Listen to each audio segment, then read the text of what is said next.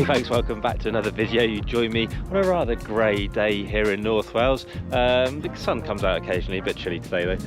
You'll see down there a bit of a filming setup, filming The Witcher. Not seen it myself, but I'm sure some of you have. My filming setup is a little bit more simple, shall we say. I've worked on a bit of film stuff in the past, people like Bear Grylls and things like that. It's quite fun, but early starts too early for me. I like to get up late where at all possible. Today's video is going to be about some carabiner stuff that I'll introduce in a second. Bit geeky, bit techie, bit waffly, but yeah, I know the score, you know I like doing those things. So give me a moment, I'll be in front of the camera proper and chatting away about grams and millimeters and all that sort of stuff. This video is titled something along the lines of, do you need a specific carabiner to belay from? The answer is like yes and no. The obvious bit, yes, you do need a locking carabiner of some flavour, whether that's a screw gate, some kind of triple action thing, magnetic thing, whatever it is. But a belay will always be like a single point of failure. If that carabiner becomes detached from your belay device, whatever that might be, bad things have happened. There's no redundancy there, is there? So we do definitely want some form of locking carabiner on there. In the UK, we traditionally have used these to belay from. Nice wide carabiner, because we are often on two ropes in like a half rope or double rope setup, and they're just nice chunky things to use. I don't use them for belaying, they're almost like a bit too big for me. I do normally carry one though for rigging. Like in the UK we use rope belays a lot, so that sometimes involves a couple of clove hitches going into one carabiner, and bigger HMS type carabiners like this DMM one, they are quite good at that. We like DMM stuff here. It's made like literally about 500 meters down that way in the factory, so we do have a propensity to buy DMM stuff and support local, and it is just really good kit. They're obviously quite big and heavy though, so I tend to carry one for that kind of rigging type stuff. If I was on like some multi-pitch sport or trad that's got bolted belays, those kind of things, I wouldn't take one of those. What I've ended up with, not through any particular kind of plan or thought process, just by sort of what's happened, is I've ended up with all my carabiners on my harness being some form of what kind of gets known as mini HMS shape. So HMS shape, this is a DMM Phantom HMS, but smaller than the boa. And lighter than the boa. The Phantom comes in at 56 grams. Weight, you know, you're carrying what, 3 or 4 lockers, does a few grams here and there make a difference? Yeah, the real answer is probably not to most of us, but sometimes lighter just feels nicer, and I do like the small shape. I've got quite big hands, but I do like the small shape of these mini HMSs. Plenty strong enough. It's actually the strongest one out of the three I'm going to talk about, 25 kilonewtons. Gate opening of 20 millimeters. On the small side, I do find that beginners, they sort of struggle to put a clove hitch into a carabiner sometimes, especially if they've got cold hands. Sometimes just not necessarily sort of physically shaky, but a bit hesitant doing things because there's a lot going on. But it's a really nice general purpose carabiner. You'll see mine is quite worn at the end because it is one that I have used a lot for belaying. It has become my like default for belaying. I like it because it's I-beam construction. Some companies call that H pattern, but it's the same concept. But the top, it's still I-beam, but it's quite wide on that part. There's a good radius. That means it's smoother for the rope to run over than some others. So I do like it. All of these three mini HMSs retail about £18 in the UK. The other one I've found I've been using a lot is the Petzl Attache, and I've checked my pronunciation with Petzl, so I think I'm pronouncing these right, but apologies if I'm not. Weighs a bit less, this one, 45 grams. So it is a bit lighter, isn't it? You're saving like 11 grams. Does that matter? 11 times maybe 4 carabiners. It's not even 50 grams, is it? Maybe it does, maybe it doesn't. It's got these little holes in the construction to save weight, probably to, you know, get some cash off you as well, because it looks a bit different from previous models when they do things like this. On my Petzl Spirits are the same as well. Those two are pretty useless other than saving weight. This one, it does show in the little booklet as having a little bit of cord on it as a tether to a tib lock, so I guess you could use that for a belay device as well. Not something I'd ever feel the need to do, but if you're somewhere adventurous, maybe it's a good idea. Gate opening, 20mm again, so exactly the same as the DMM Phantom. Along with the other Petzl one I'll show you, it has got this red banner on it. I do quite like that.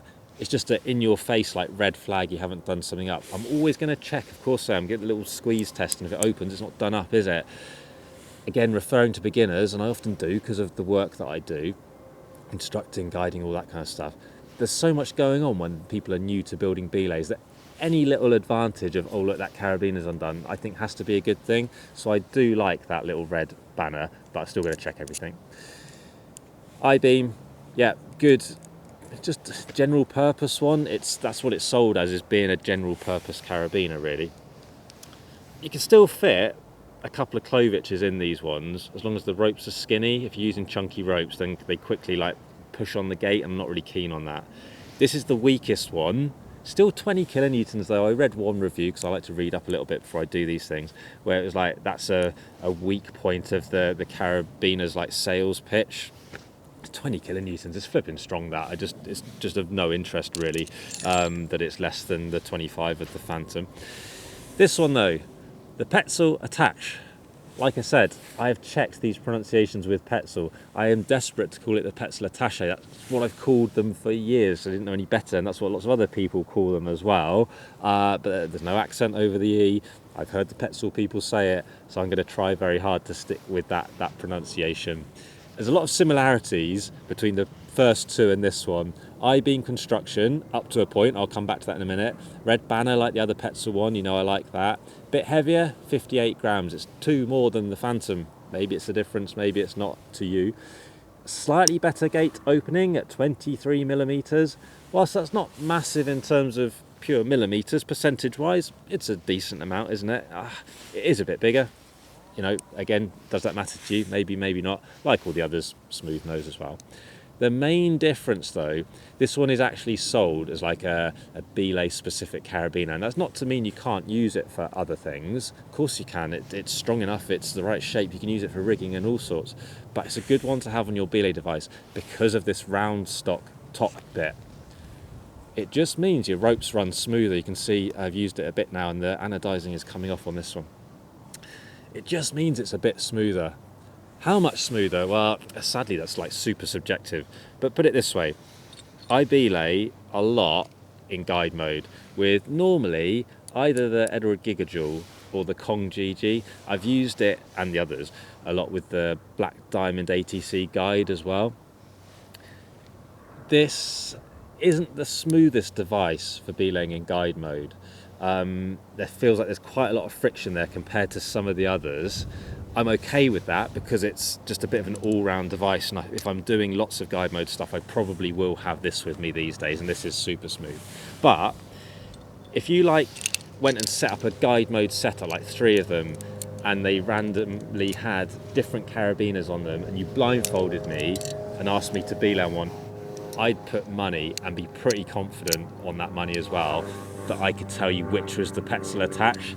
It is genuinely noticeably smoother, right?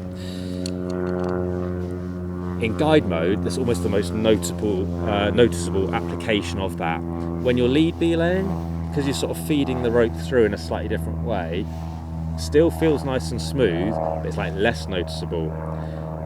Italian hitching, again, pulling the rope through a munter hitch, depending on where you're from. I do quite a lot of that. Yeah, again, smoother, not quite as noticeable, the difference I don't think, as guide mode. The other one, abseiling. Abseiling feels like it's a bit different. Yeah, is there still a difference when I try them back to back? Yes, but it's pretty small, I guess because gravity is kind of working with you. One thing I have noticed though, is I abseiled the other day on 2 8.7mm mammoth ropes, which I use a lot for guiding because it helps save my elbows. Don't last as long as chunkier ropes, but it helps my elbows last longer, so I'm getting attacked by a bug. If I abseil on the Gigajoule in assisted braking mode, just like that, you might be tempted to go without a prusik on that because of the assisted braking. It should lock up. What I find though is as you get closer to the bottom of the abseil, less weight beneath you from the ropes, it locks up less, it starts to slip more and more. So I tried it on 8.7, and even with this, it it definitely still slips. I tried it on two 9.5mm ropes on the same day. It slips a lot less, but there is still some slip with it. I normally use a Pro6 still rather than that, but I thought I'd just mention it. A round stock carabiner will lock up better with that kind of device, and I suspect that's similar with your Mammoth Smarts and all those things as well. Right. So it is smoother. Does that make a difference to you? If you're climbing a few times a year, hey, maybe not, but we all like to have the best kit possible. You can buy carabiners a lot cheaper than £18, and you can probably get these cheaper than £18 if you shop around as well, of course. But if you are, you know, if you have got some cash to spend, then it might be worth it to you. But I feel it's really worth it to me because of doing so much climbing, because of work and that as well, that it does feel smoother and not only nicer, therefore less friction equates to less pain in my elbows. Basically, it is as simple as that. I do get a bit of pain from just constantly with a couple of people on the end. Downside of this one, well, that slight, very slight weight penalty, cost penalty perhaps. I've read online a bit that people have found the barrels getting jammed up on these ones a little bit. I haven't found that. I don't look after my kit like super well. I don't like completely abuse it or anything either, but I don't like wash it after every use and all that kind of thing. But what I've always done really just out of habit is like very much finger tightened. So it's done all the way, but I don't like give it any extra turning or anything like that to really ram it shut. It's like finger tight, done, all locked up and all good. So maybe that's helped. And I haven't had any problems with, I've got an ancient one of these because there were some different models of these, and I've been using the Rocher a lot as well. The original one of these, it did gain like almost a mythical status, if that's kind of a thing with the carabiners. It kind of apparently is when you read the forums, where they were all round stock, and when they changed the model after that to all I-beam, people like stockpiled the round stock ones, and I never had one of those, but I've got the slightly later one that's all I-beam, and I use it for something else on my work rack. But I think this one will prove really popular actually. The only thing I wouldn't use it for belaying particularly is on a gree-gree, because I think the best one really is probably that DMM Seros. It's like, I think it's the Seros, correct me if I'm wrong down below. Was it the Rhino? I think it might be the Rhino actually, because it's got the little horn on it, and that stops your gree-gree spinning around and cross-loading. A gree-gree on these mini HMS ones, it's not the ideal shape for it, so just bear that in mind. Petzl were kind enough to send me this one to try out, so big thanks to them. Doesn't really skew my opinion because I don't rely on like free kit or anything like that, so if it was crap I'd tell you it's crap, but it's not, it's really good. And most kit is really, most things that people send me is actually really good. This is definitely staying on my rack on a belay device, to the point where actually I want one for this as well, rather than having to chop and change at all. So I'm just going to buy another one actually and spend my own cold hard cash on it.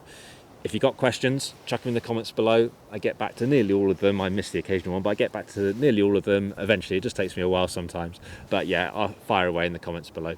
Click the like button, smash the subscribe button, find us on Insta, Facebook, use the Buy Me a Coffee link. All the support, massively appreciated. I'm going to say it every time, I'm going to keep saying it because it is really appreciated. Big thanks for watching though. More videos coming up very soon.